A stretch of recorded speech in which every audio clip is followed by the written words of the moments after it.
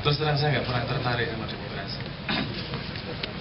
Awalnya itu Mas, pertama saya tidak pernah melihat contoh di alam manapun, di jenis manapun yang sistemnya secara natural adalah demokrasi. Wes rano, arep planet, arep makhluk, arep semut, arep kewan, nggak merasa demokrasi. Jadi itu karangan manusia. Aku bayangnya cuma gitu. Paling ya salah. Tapi bayanganku seperti itu. Terus nomor 2, demokrasi itu saya pernah ngomong, menurut saya awalnya karena ketidakpercayaan sama manusia yang lain, sehingga terjadi sistem demokrasi, ini kontrol sana, ini kontrol sana, ini kontrol sana. Jadi dasar demokrasi adalah suudon. Ayo, wes, bikin saya tambah nggak tertarik. Ada lagi, ini yang ahli politik. Saya pernah baca beberapa enggak.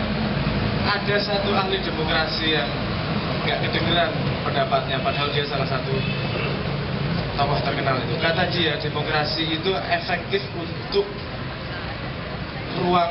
untuk luasan negara tertentu, ada maksimalnya. Lebih luas daripada itu udah nggak efektif lagi. Dan luasnya kayaknya segede Swiss cuma. Itu masih efektif. Di luar itu ya wis jadinya setan pohon kabeh.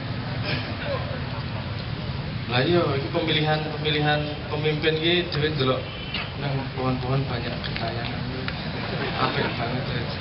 Saya berjanji kalau saya terpilih tidak akan ada hujan di malam minggu. Iya bisa bikin slogan gue yo kreativitas demokrasi. Ada saya tadi dengar katanya.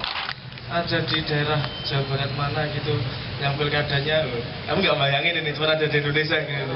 Jadi posternya besarnya ada gambar avatar di belakangnya. Karena dia menunjukkan bahwa dia penyelamat bumi. Dan apa ternyata demokrasi nyontoh sopo demokrasi. Makanya kalau absurd jadi kalau ngomong demokrasi terus terang saya nggak tertarik. Wes kono ngarang kok, sampai nanti tahu sendiri itu. Alat, guys, bola. Terus malas aku. Kalau melihat contoh di alam, orang mau pemilihan siapa, apa seneng ratu semut tuh yang mana? Ayo voting, gak ono ceritanya. Apa di gorila? Wih didelok punggungnya ada silver liningnya, ada garis putihnya, jadi pemimpin otomatis wahyo selesai. Dan di mana-mana mengono kuwi. Demokrasi ini cuma karangan menungso, kita tunggu sampai kapan. Aku tak sing guyu dhisik dhewe. Aku nonton wae. Jadi kalau mau tak komentar tentang demokrasi, komentar saya cuma ini. Nonton dan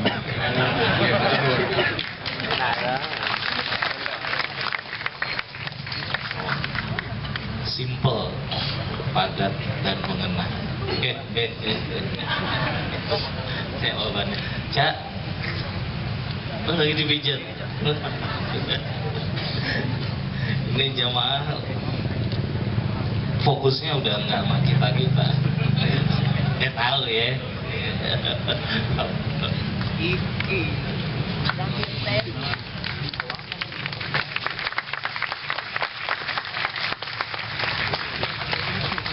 Anda harus bisa merumuskan yang Anda tepuk tangan itu apa.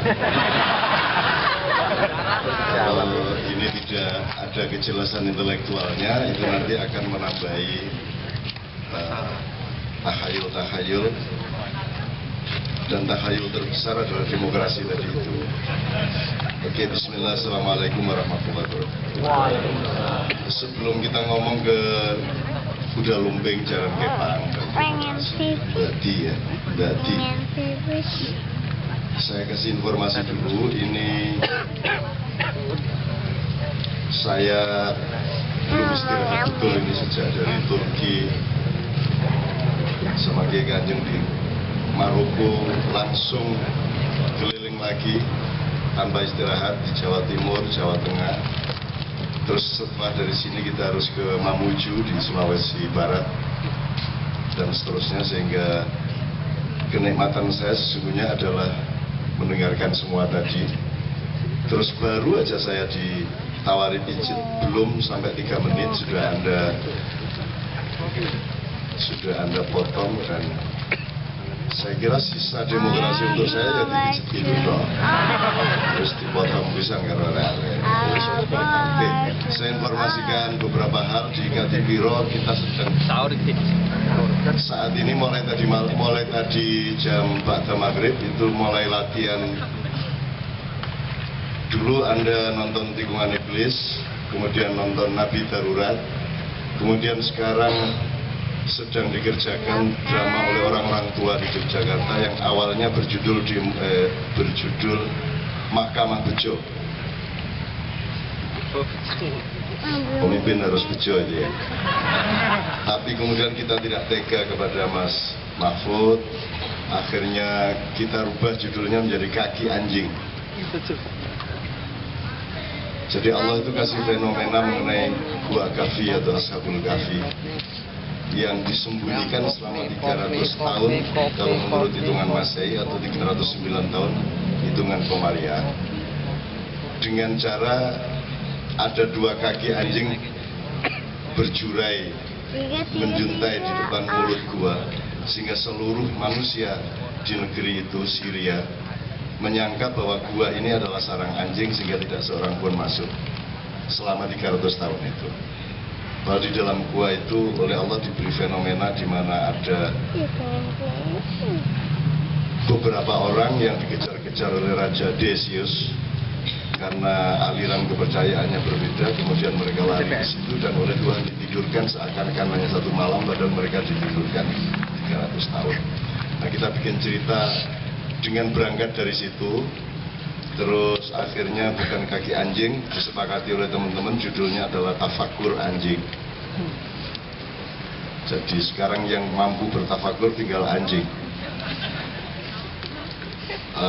Dipentaskan kira-kira tanggal 22 sampai 24 di Rumah Budaya di Ngatipiro. Ini informasi aja. Tapi penontonnya dibatasi 1 malam paling banyak 150. Kalau mau nonton lebih dari itu berarti besoknya dan besoknya lagi. Itu berarti habis hari raya. Itu untuk informasi aja. Apakah nanti akan dipentaskan di Jakarta atau tidak kita lihat, karena kita masih punya utang jazz 7 langit. Belum di Jogja, belum di Surabaya, dan belum di Semarang. Ya, mudah-mudahan Mas Beben ditagih terus ini sama teman-teman Semarang. Insya Allah tercapai. Dan saya tadi minta Mas Beben tolong browsing tentang Greenwich Mean Time yang sekarang titiknya disepakati secara internasional ada di London Selatan. Jadi jam 0 itu ya, satuan 0 time itu, 0 time itu di London Selatan. Itu hanya karena Inggris menang perang. Perancis sudah bikin sebenarnya karena kalah perang, yang jadi adalah London itu. Nah, saya minta untuk investigasi dan diteliti secara kosmologis. Jazz 7 langit ini sebenarnya menggambarkan bahwa ada 7 lapisan langit. Apakah itu struktur galaksi, apakah itu apa yang Sabrang mungkin lebih tahu. Pokoknya ada 7 yang Allah selalu sebut Sabra Samawat. Pada saat yang sama ada 7 lempengan juga di dalam bumi. Dan semuanya berbentuk jajaran genjang. Dan kalau kita melihat struktur keseluruhan dari jajaran genjang jagat raya alam semesta ini, maka titik pusatnya adalah Ka'bah. Jadi Greenwich Mean Time sebenarnya adalah Ka'bah. Tapi juga tidak usah diperjuangkan agar berubah dari London ke Ka'bah. Tidak usah, biarin saja. Karena manusia memang disayang Allah karena kesalahan-kesalahannya. Supaya Allah bisa memaafkan, maka Anda harus bikin kesalahan. Jadi mulai hari ini perbawaannya adalah kesalahan-kesalahan Anda, karena Allah mengatakan sebanyak-banyak dosamu masih lebih banyak ampunanku. Setinggi apapun gunung kesalahanmu dan dosa-dosamu, masih lebih tinggi gunung permaafanku. Jadi aku fatwakan mulai hari ini, banyaklah berbuat salah. Lakukanlah minum-minum, melacur dan lain sebagainya sebanyak mungkin. supaya Allah punya peluang untuk memaafkan Anda. Kalau tidak, nanti Allah tidak bisa menjalankan demokrasi yang diciptakannya sendiri. Sabar dengar. Informasi berikutnya supaya kita cepat ngomong ya. Ini teman-teman di Kadipiro juga menerbit, teman-teman sastrawan berkumpul. Tadi pagi ada yang meninggal satu, jadi ini sudah tua-tua. Karo Tuhan dicecil sak bulan situ ya. Bulan kemarin satu orang penyair sebelum menerbitkan 1000 puisi, Mas Budi Ismanto dipanggil Allah. Pas berangkat mau baca puisi dipanggil. Ini Mas Hari Leo ini baca puisi setiap bulan sekali. Baru akan baca puisi Nusa di Taman Budaya dipanggil juga. Nah, teman-teman yang tersisa membuat majalah Sabana ini. Ini majalah sastra, tidak menyaingi Horizon. Pokoknya Jogja menerbitkan ini. Ini covernya untuk bisa Anda bikin picture di BBM atau WhatsApp, bisa di capture. Ini harganya 1.250. Covernya 125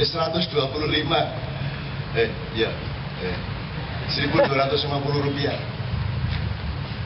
dengan judul-judul ada judul Maaf Sastra Tidak Mampu Menghancurkan Manusia, ditulis oleh Joko Umbaran, satu perenungan tentang peradaban yang sangat fenomenal. Harganya 2.250. Jadi ilmu yang dalam ini harganya meng sebatang rokok setengah. Terus Sastra Tidak Mati di Zaman Edan, ini juga artikel yang sangat bagus. Harganya juga 2.250. Jadi ilmu sangat murah di Indonesia. Sastra Masyarakat Kebun Teh harganya cuma 1.500. Terus ada tulisan dari aktivis sastra di kalangan SMA, mereka menyangka remaja tak butuh sastra. Ini satu hasil penelitian yang bagus juga, harganya 1.750. Terus ada cerita-cerita mengenai ngamen puisi di Jerman. Jadi seluruh wacana dan pengalaman yang macam-macam ini harganya cuma 2 batang rokok juga. Terus tukang kebun peradaban bernama Umbu Landu Parangi, ini kisah mengenai guru saya. Satu-satunya yang saya akui sebagai guru saya. Harganya juga 2.500. Jadi begitu murahnya. Puisi sebagai ziarah dan pewartaan diri 2.500. Cakrawala Panguraan. Panguraan Anda sudah pernah mendengar ya. Tata ruang dan filosofi kota Jogja di set up dari puncak Gunung Merapi sampai Laut Selatan, di mana Raja Ratu Laut Selatan sudah oleh Gus Dur sudah dikirimi jilbab dan dipakai sampai hari ini.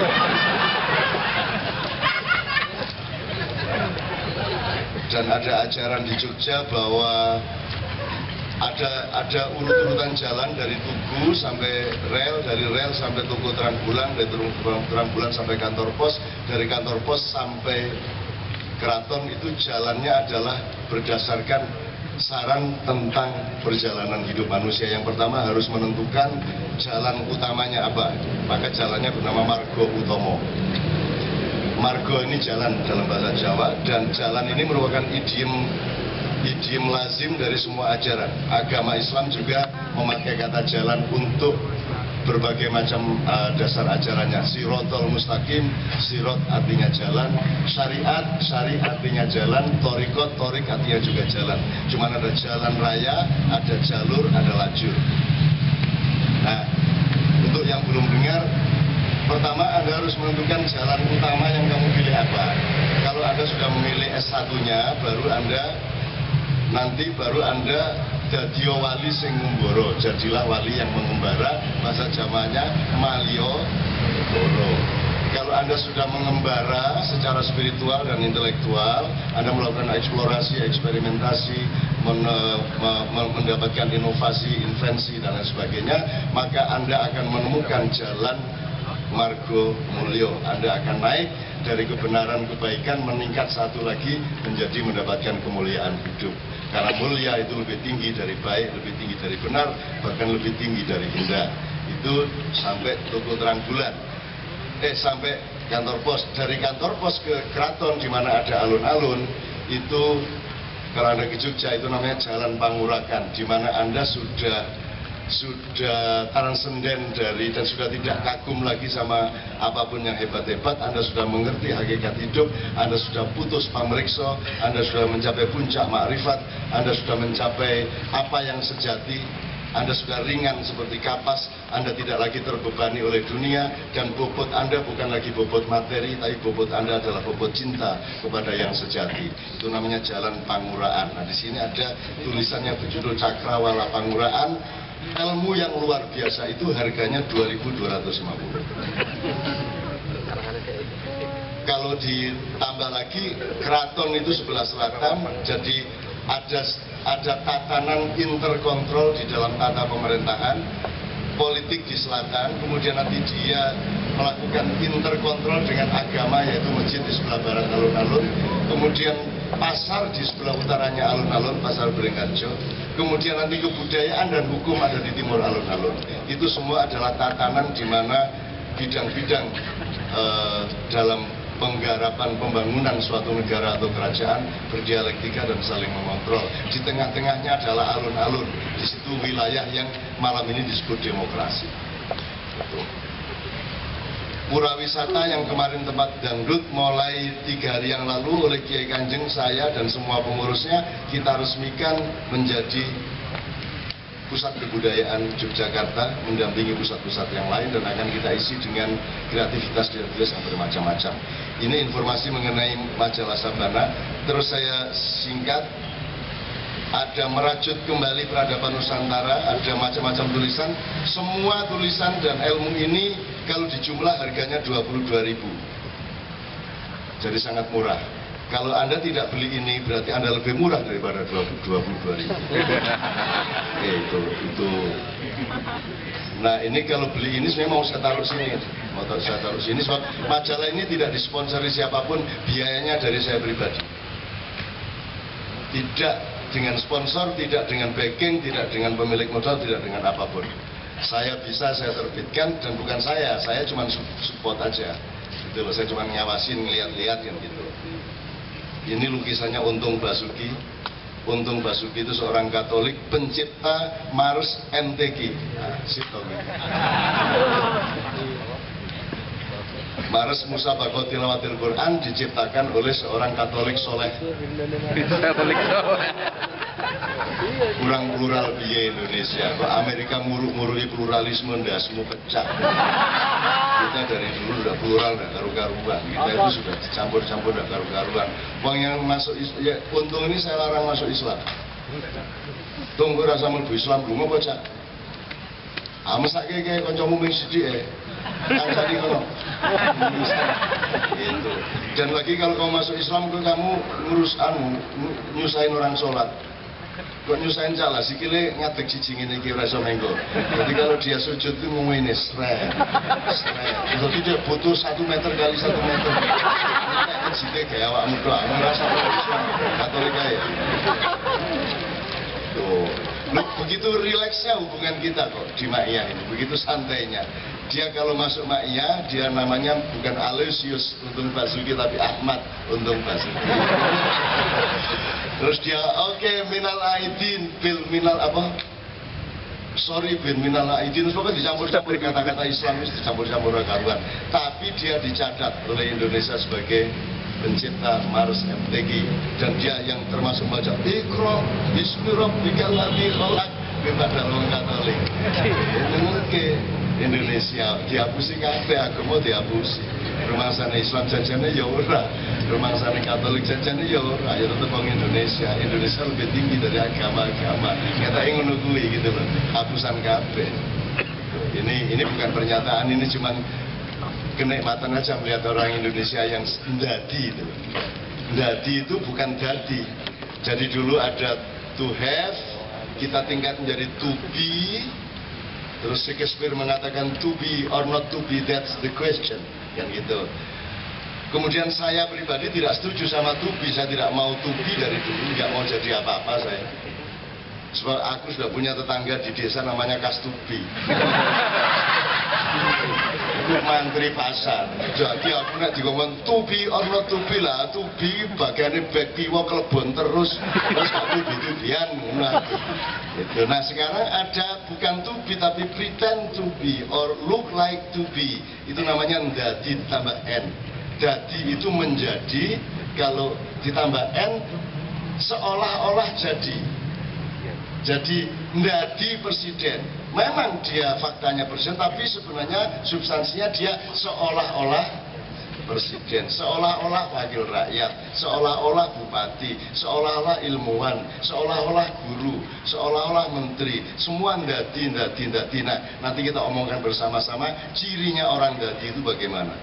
Dan di Indonesia ini saya kira peradaban ndadi sudah lengkap, sudah sempurna, insya Allah mendapat ridho dari Allah SWT. Ya. Jadi ini harganya 22.000. Nek gak tuku gak rene meneh.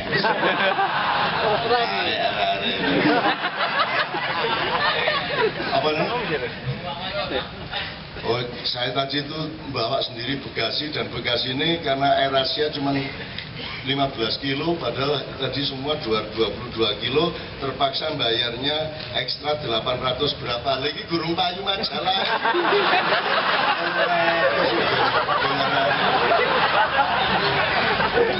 Nyeneng. Jadi saya senang sekali. Saya itu makin rugi makin senang. Makin disengsarakan oleh dunia, makin Tuhan terharu sama saya. Jadi saya itu tidak apa-apa. Bayangin saya dikasih honor untuk suatu acara, dan saya GR ini 50 juta ini di dalam amplop. Ini baru terjadi belum seminggu yang lalu. Dalam amplop. Mbah piye iki utekku iki 50 juta iki. Edan apa gitu kan. Dan saya langsung transfer duit ke sana 15 juta, ke institusi yang ke unit yang sana 10 juta, unit sana 10 juta, jumlahnya 35 juta loh. Begitu tak buka amplopnya 20 juta. Lebih tak ini. Dan itu loh, kebahagiaan saya di situ. Mendapat rezeki tapi habisnya lebih banyak. Dan senang sekali. Dan orangnya saya kasih tahu, terima kasih ya, Anda sudah mensupport saya sehingga sekolahan saya yang sana saya kasih 15, unit yang sana saya kasih 10, yang sana 10. Dia juga tidak hitung bahwa jumlahnya 35. Terus dia cuma bilang, iya Cak, sip, terima kasih. Loh,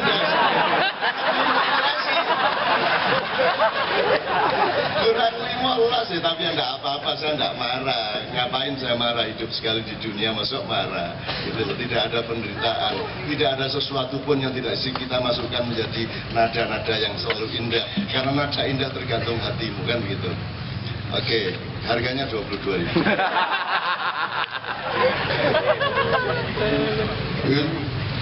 Diskon bokongmu, diskon mek 22.000 lho, orang bungkus rokok lho, dengan ilmu yang luar biasa. Ada wawancara Azhadi Sirgar panjang lebar luar biasa menuju bangsa tanpa sastra lho, top gitu loh.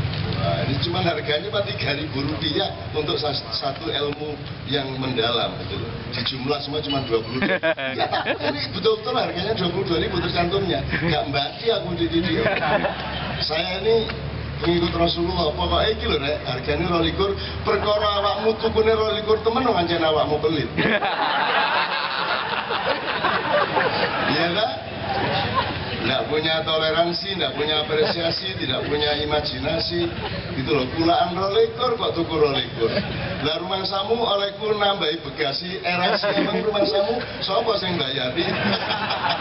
Burung payu wis bayar sakmono kae. Tapi ya Allah, aku senang sekali, aku dirugikan oleh dunia, maka engkau semakin terharu kepadaku.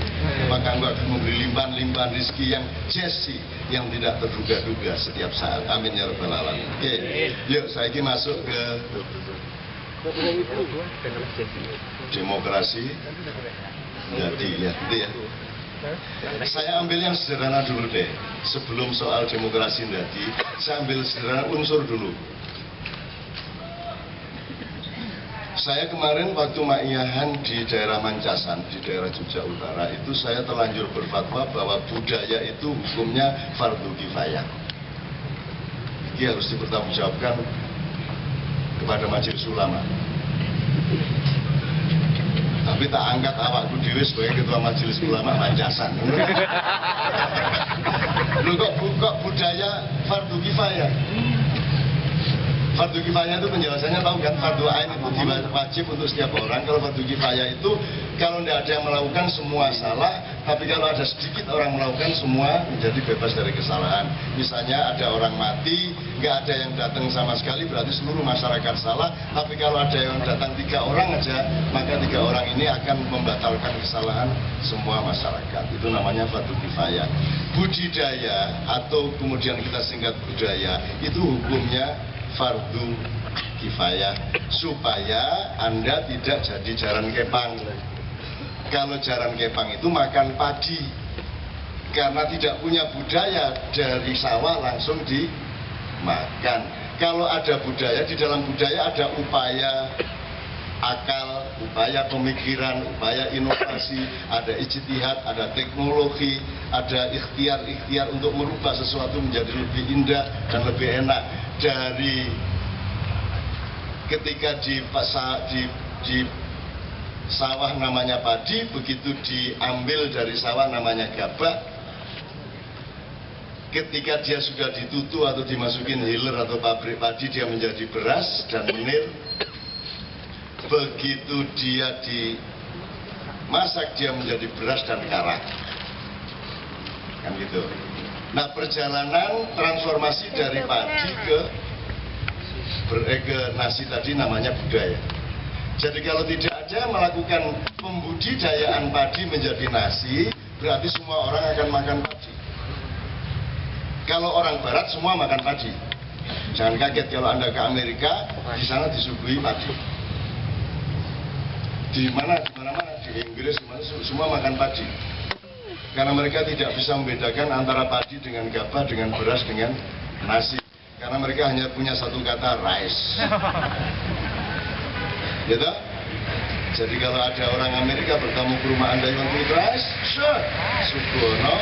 Nah, itu jadi citan. Makanya lagunya jarang kepang mangan pari, kan gitu kan lagunya. Jadi betapa detailnya bahasa kita ini sudah pernah saya ceritakan soal padi, soal. Tapi pokoknya intinya adalah Allah itu ngejam sama Anda. Allah kasih kayu, pohon, Anda bikin kursi, kan gitu. Anda bikin meja, Anda bikin tiang. Allah bikin logam, Allah bikin logam, Anda bikin gitar, Anda bikin gamelan, Anda bikin segala macam.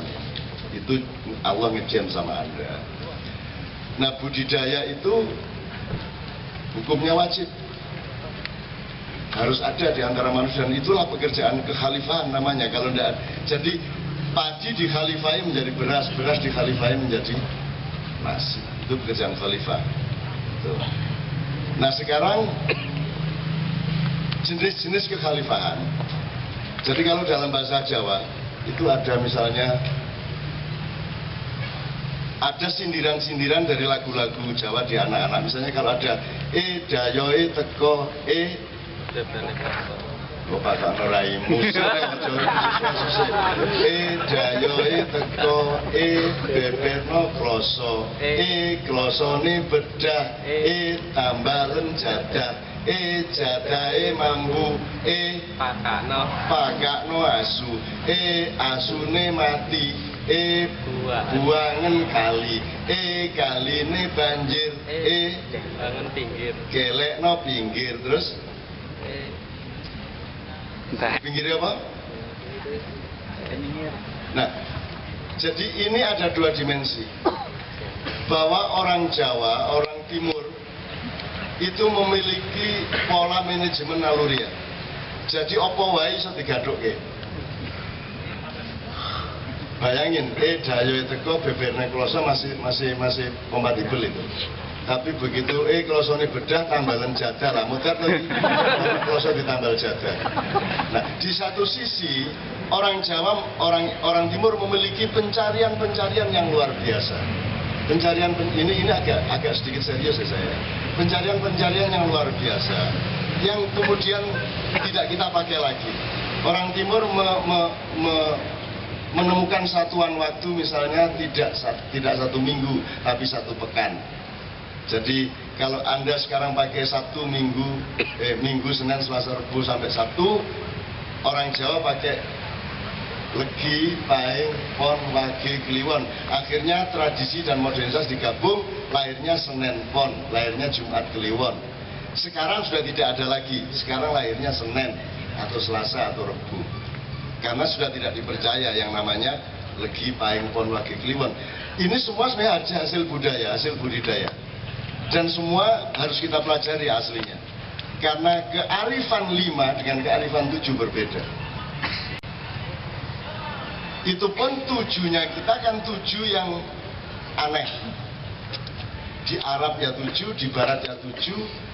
Kalau melihat asal-usul filosofinya hari 7 kali ini, jadi pertama Ahad, disitulah orang mulai bekerja. Hari Ahad, hari Minggu. Kemudian 5 hari dia bekerja sampai hari Kamis. Maka setelah hari Kamis, nama harinya tidak meneruskan nama angkanya. Jadi kan Ahad 1, Isnin, Sulasa, Arbi'a, Khamis, wa ba'da Khamis Sitta, walakin la Sitta, walakin Jum'ah. Karena saran pada hari ke-6 adalah saran untuk berkumpul, saran untuk menghitung kembali. Maka namanya Jum'ah. Ya Jami'ah. Jum'ah. Ya. Anda berkumpul untuk melakukan review gimana seminggu kemarin, 5 hari kemarin gimana kerjaan kita.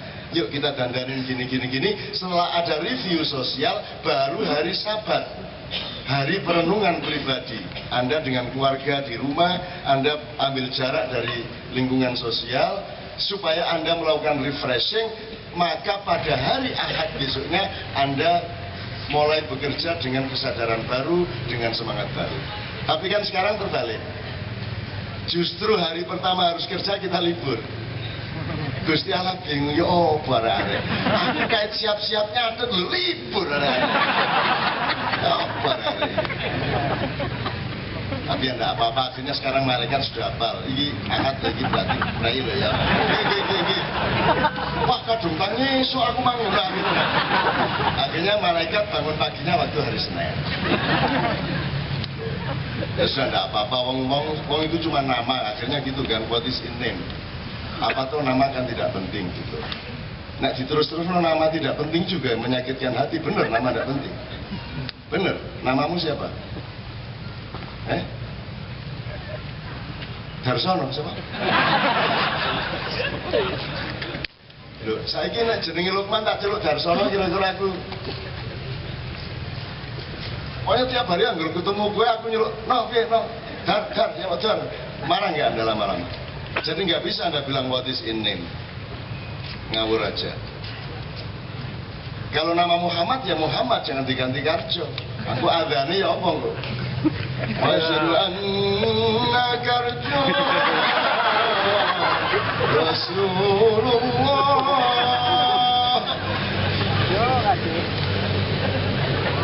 Jin itu kabeh.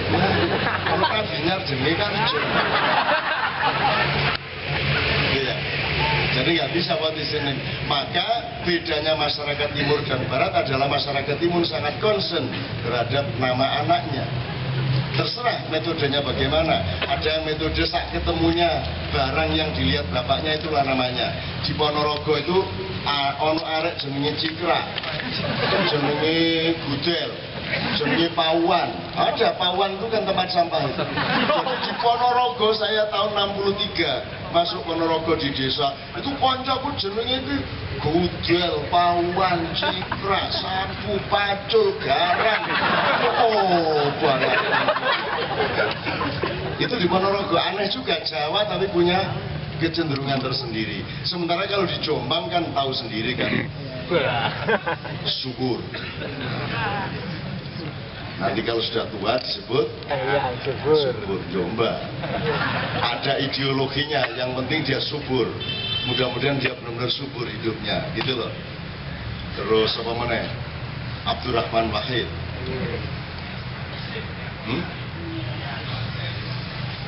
Abdurrahman Wahid ini yang membuat Mesir tidak bisa masuk Piala Dunia.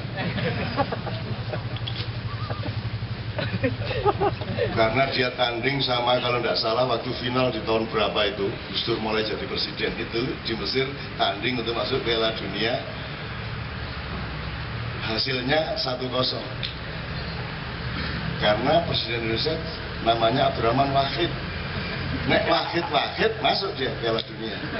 Nah, ini Wahid ini Messi itu jadi 1-0 kalah deh. Itu orang Mesir marah sama orang Indonesia gara-gara presidenmu namanya Abdurrahman Wahid, mestinya Abdurrahman Wahid. Jadi 1-1. Kita menang nih asli. Karena orang Mesir itu sama kita sangat cinta. Kita aja yang nggak tahu bahwa mereka sangat cinta sama kita. Ya. Ngomong apa nih? Abdurrahman Wahid. Aku sama Gus Dur ini saya langsung lupa semuanya saya. Jombang. Kalau nama orang Jombang ya Muhammad Ainun Najib. Stop kafe lah punya orang Jombang. Ponari gak asli Jombang mesti ada. Ya kan ini ya. Orang Indonesia itu kan gitu gobloknya. Asal sudah seneng semuanya dianggap baik.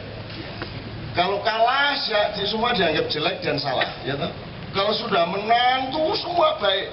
Apa ya wis angger Jokowi apik wis. Gitu kan? Nek sing kalah elek kabeh. Saya kira itu yang harus didandanin di Ma'iyah. Anda tidak boleh punya cara berpikir yang tidak objektif seperti itu. Semua orang ada baiknya, ada buruknya, ada salahnya, ada benarnya. Maka di Indonesia sekarang Anda harus punya ketegasan. Soekarno menurut Anda sebenarnya bagaimana? Soeharto bagaimana? Sekarang Soekarno pahlawan, Taufik Kemas pahlawan. Siapa meneh? Gus Dur pahlawan apa tidak? Nanti kita harus mikir enggak Gus Dur jadi pahlawan. Ayo yang tegas. Ya. Pak Harto. Nah toh, ragu-ragu toh. Karena kita suka enggak suka, like and dislike.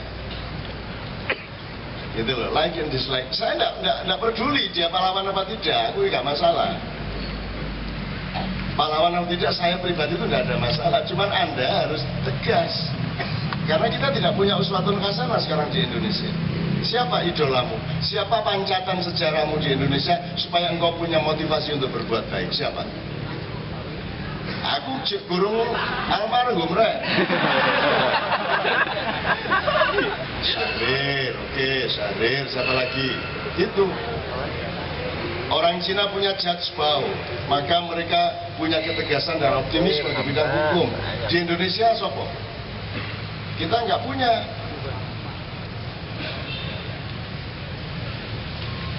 Pegadaian. Apa mengatasi masalah? Lupa. Ya aku angel aku menafsirkan itu. Kalau yang saya bisa menafsirkan itu orang bijak membayar pajak, itu saya bisa menafsirkan. Hanya orang bijak yang membayar pajak. Kalau orang sekedar rasional dia tidak mau bayar pajak. Kayak apa bayar pajak? Wong kok gayus salungke jumlahe kan gitu kan.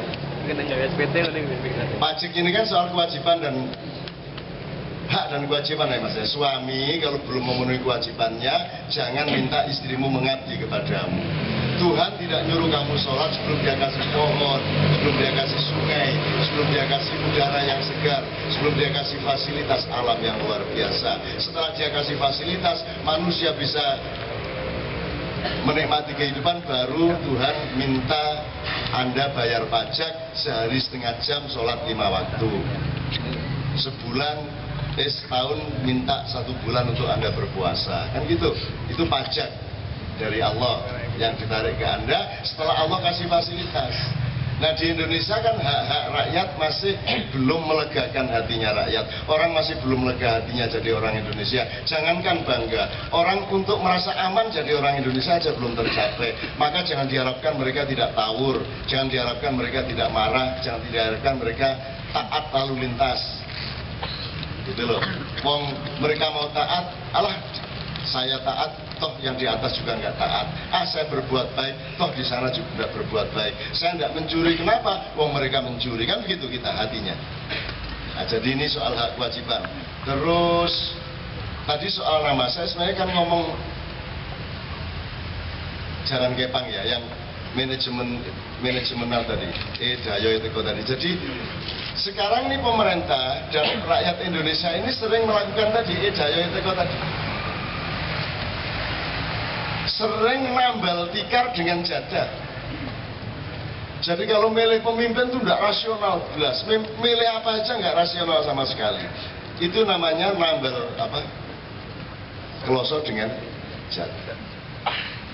Nah, ada idiomatik lain dari kebudayaan yang dititipkan ke anak-anak Jawa atau Sunda atau mana saja. Pasti saya tidak kenal yang Sunda lagunya gimana, tapi pasti ada. Jadi misalnya kalau di Jawa Timur yang saya pernah bilang Joko Pentil itu kan menunjukkan bahwa sudahlah, kamu itu jangan terlalu bagusilah, kamu itu akan berputar-putar, nasibmu itu akan, kalau bahasa Jawanya cokro manggilingan. Jadi ada lagu yang muter tidak akan pernah selesai. Joko Pentil diladil, ayo lulupin ayo buka dan ayo nomor sabrang ayo berangkat gaji ayo cici matrojo ayo Joko Pentil diladil, ayo lulupin kalian podo karo nak ngimami kafirun apa kuliah ya kafirun itu ya mulet ae mulet gak leren-leren aku ya gelek keliru itu kuliah ya kafirun la abudu ma tak budun wala antum abidu nama abud wala ana abidu ma abadum wala antum abidum ma abud wah muter-muter mulanya akhirnya sekarang itu satu ayat tok terus kayak Qul ya ayyuhal kafirun Allahu akbar. Res. Enak saiki ngimami ku enak, Des. Semua orang bisa ngimami, itulah demokrasi sholat. Semua bisa ngimami, oke. Terus ini tadi soal budaya ya. Sekarang sebenarnya soal dadi ini loh yang paling penting. Tadi sebenarnya saya ingin Mas Iswan itu menjelaskan dadi ini kan luar biasa, belum pernah ini kaca luar biasa loh ini kali ini apa namanya mukadimahnya. Sebab selama ini kita ngomong dadi itu belum pernah mendalami betul secara epistemologis. Itu kan dari kata dadi ya. Dadi terus ndadi. Jadi misalnya saya gini, kalau dalam drama, dalam teater Rendra dan Hamlet misalnya ya. Tahap keaktoran yang pertama, Rendra berperan sebagai Hamlet, gitu ya. Ini peran yang ya masih ada Rendranya, masih ada Hamletnya. Tapi kalau sudah lebih tinggi lagi tingkat kualitas keaktorannya, sudah Rendra menjadi Hamlet. Jadi Rendra sama Hamlet sudah menyatu, tapi tetap ada dua, yaitu Rendra dan Hamlet. Lebih tinggi lagi, Rendra adalah Hamlet. Sudah lebih, Hamlet adalah Rendra dan Hamlet sudah menyatu meskipun tetap dua. Tingkat yang keempat adalah Hamlet. Rendranya tidak ada. Jadi begitu Anda ngelihat yang di panggung itu sudah bukan Rendra, Anda tidak ingat Rendra, itu adalah Hamlet. Itu baru aktor yang mumpuni. Itu kalau kita tarik garis ke kehidupan yang lebih real, kalau langkah Anda itu sudah langkah Allah, gitar Anda berbunyi sesungguhnya adalah kehendak Allah yang membunyikan gitar. Omai Rama membunyikan melodi, sesungguhnya yang memetik gitar adalah Allah, gitu kan. Terus ono wingi sing ahli sufi nek kene ya sing kelas sufi, terus tak bilang ini kan yang bernyanyi sebenarnya Allah, ya mesti ae. Terus dia kutip di mana-mana.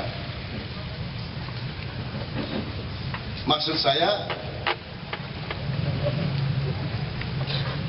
ini, kalau Bang Matar punya rumah ya.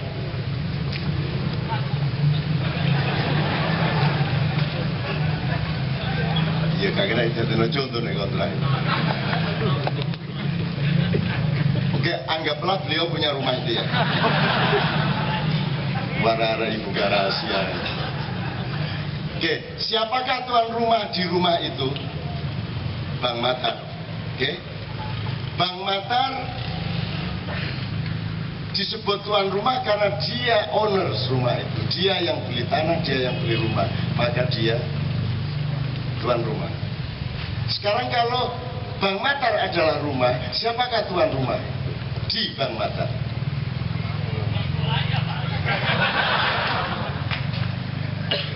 Kok mertuanya?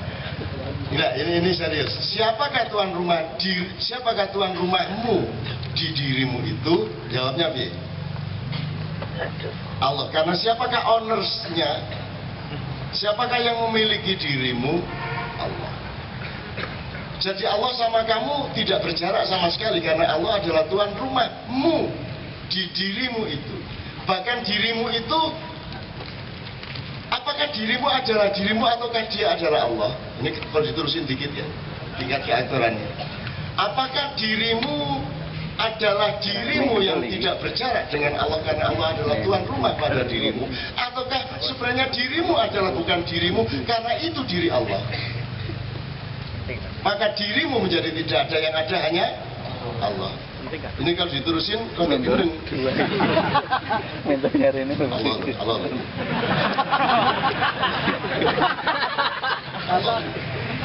Mau terus di demo nanti Anda. Enggak, saya hanya Anda harus punya elaborasi intelektual terhadap hakikat faktual dari dirimu, bahwa Anda itu tidak sedikit pun memiliki hak atas dirimu. Jadi hak asasi manusia itu sebenarnya istilah teknis administratif sementara untuk menyebut titipan Allah atas yang kamu sebut dirimu, tapi aslinya kan kamu tidak ada. Jadi dadi saja sebenarnya juga sudah mencurigakan. Jangankan dadi saja saya nggak setuju. Sejak saya mulai menulis tahun 69, saya sudah menyatakan bahwa saya tidak setuju dengan filsafat eksistensialisme. Saya tidak pernah memperjuangkan diri saya untuk menjadi apa-apa, karena saya tidak percaya kepada gagasan saya mengenai diri saya. Saya lebih percaya kepada gagasan Tuhan tentang diri saya.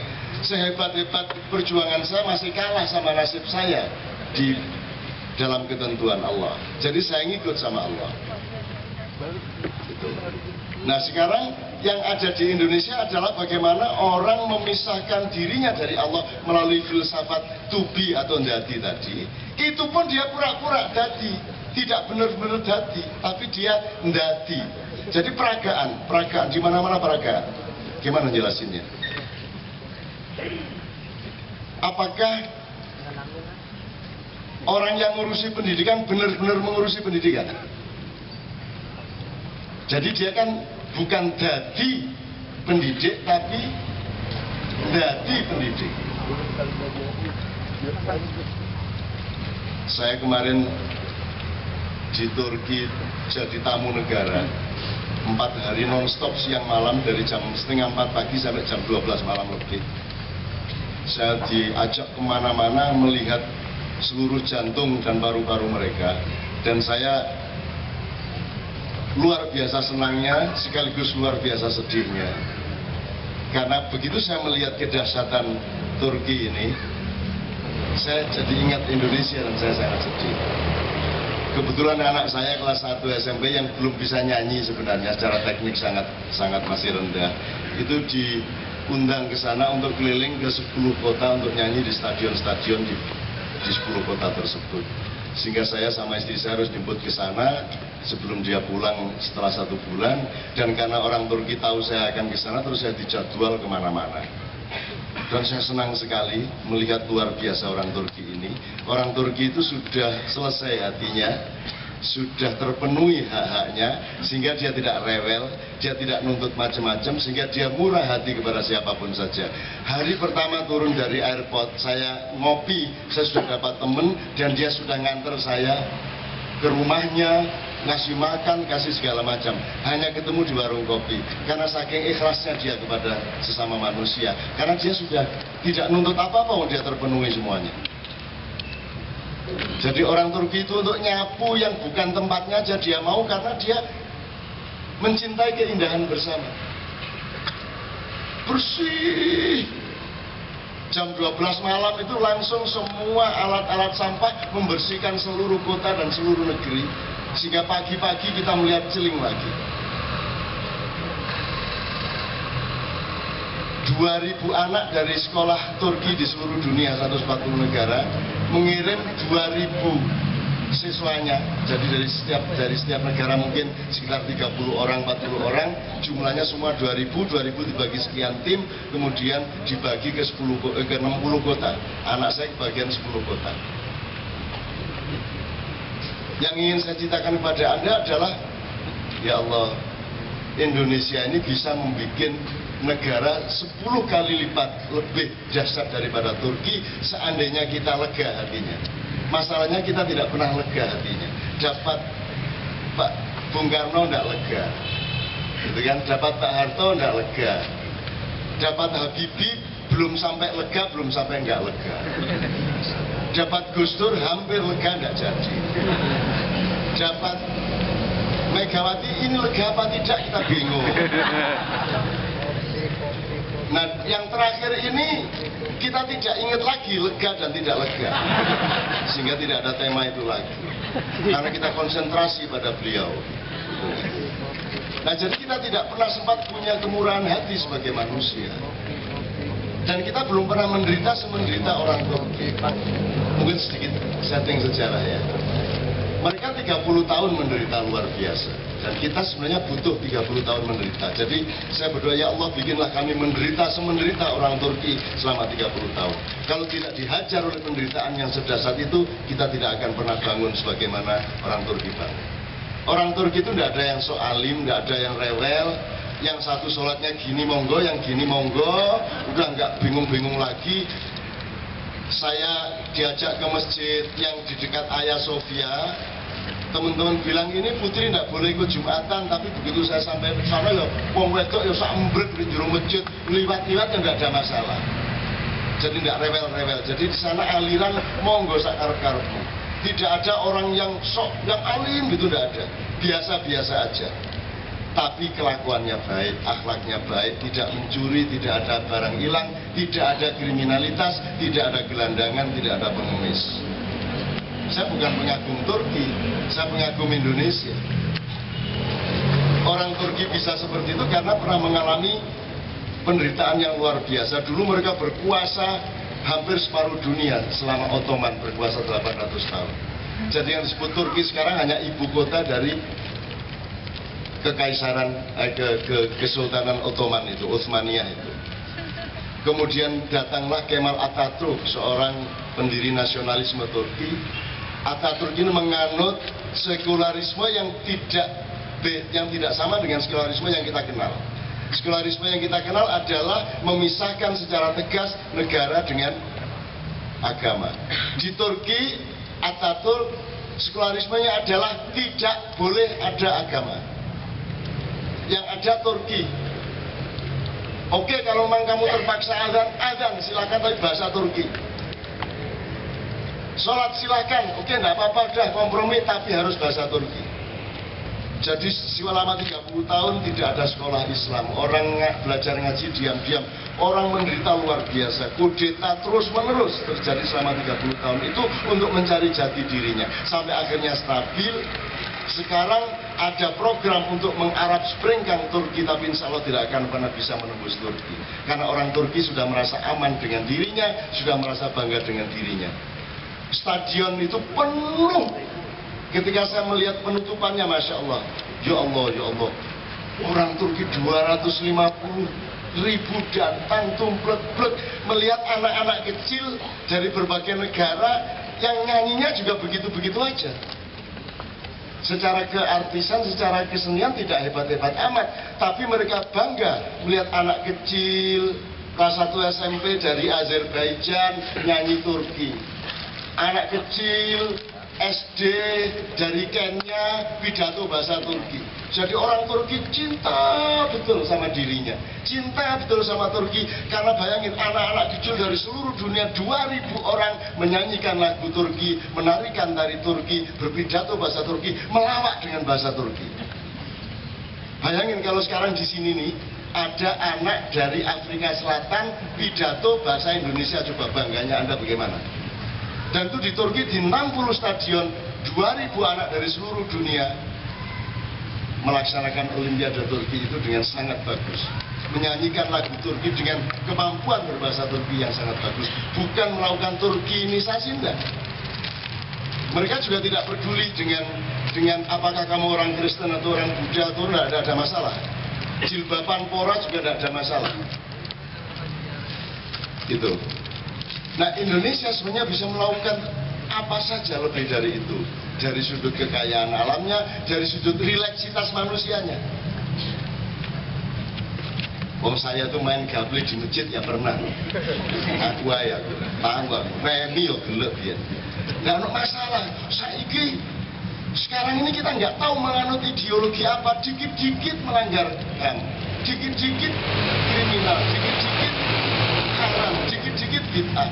Anak SD dijewer, orang tuanya marah melaporkan ke Komnas HAM. Dijewer itu, Rek. Lu zaman biyen sabuk iya. Wah, sampai putus 5 sabuk itu hasil saya. Dan saya tidak pernah marah dan saya bangga pernah digituin sama ayah saya. Pagi-pagi tidak bangun diangkat kepala saya masuk kamar mandi, cuk bangun saya. Kalau sekarang kan masuk penjara bapak-bapak. Terus jadi apa anak sekarang dijewer melanggar HAM? Diginiin sama penggaris cek ini katanya kriminalitas. Terus bagaimana? Saya nggak ngerti kita menganut apa sekarang. Masa nggak punya budaya? Kalau budaya itu ada bedanya menghantam, nabok, ngeplak, ngetak, judu, jewer, ada bedanya. Kita bangsa yang sangat kaya. Nek ngene, nonyo. Nek ngene, ngetak, ngene, ngeplak kalau bahasa Jawa menggibeng, tak gibeng kalau nek ngene, nabok, gitu. Macam-macam, dan itu semua ada kadar budayanya. Saya pernah ngejar seorang pengendara mobil di Jogja yang nabrak lari mengorbankan 6 orang. Ada tukang bakso kena, tukang becak kena, orang naik sepeda kena, jalan kaki kena. Karena dia lari terus tak kejar kayak di film itu. Wow, tak kejar beneran sendirian, dia juga sendirian. Tak kejar sampai ke Jalan Taman Siswa, Widul. Gue Pak Is yang ngidul sampai hampir Kota Gede. Gue balik lagi ke Pekintelan, Pasar Telo. Setelah Pasar Telo saya balap, saya silangkan, saya lari turun, saya tangkap dia, saya ambil kuncinya. Ikut saya, masuk mobil saya, tak bawa ke kantor polisi. Pak polisi, ini saya tangkap, dia tabrak lari, tolong diinvestigasi. Saya punya hak untuk menentukan beberapa hal karena saya yang nangkap. Sebenarnya saya pantas mendapatkan hadiah dari polisi, tapi saya tidak ingin mendapatkan hadiah dari polisi. Cuman saya minta satu hal, tolong diproses secara hukum, tapi tidak boleh dipukul, tidak boleh ditonyo, ditabok oleh sebelah. Karena kalau mukul itu kriminalitas, Pak. Tapi kalau pak itu ada rasa sayang, betul nggak? Kalau bapak mengginikan anaknya, itu bapak yang kejam. Bapak ngaplok, itu pendidikan. Nah ngene malah menyinggung perasaan. Kalau sakitnya sakit diginiin daripada diginiin. Nah dijundu itu kan agak menghina. Ini dijundu jenenge gitu kan. Nggak ada bahasa Inggris ya gak ono jundu. Nggak ada.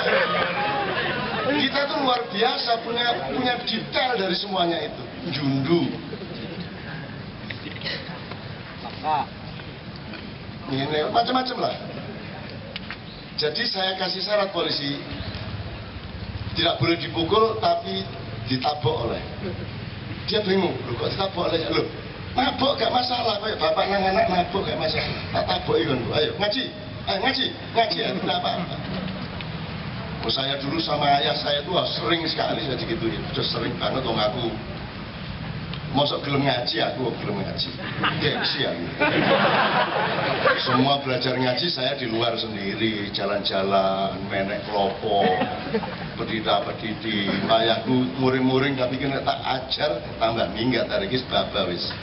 Akhirnya aku, orang sekolah, saya enggak sekolah, saya di luar jendela, saya dengerin. Gak nyolong telo, kerai. Nyolong timun, kerai, saya nyolong kerai pernah dikejar, itu pernah saya sama yang punya. Terus akhirnya diseret ibu saya, kira-kira 300 meter diginiin sama ibu saya. Diantar ke yang punya timun, ayo minta maaf. Nah, luar biasa kan. Jadi saya diseret gini terus sampai ke yang punya, ayo minta maaf, terus saya minta maaf. Gimana, kerainya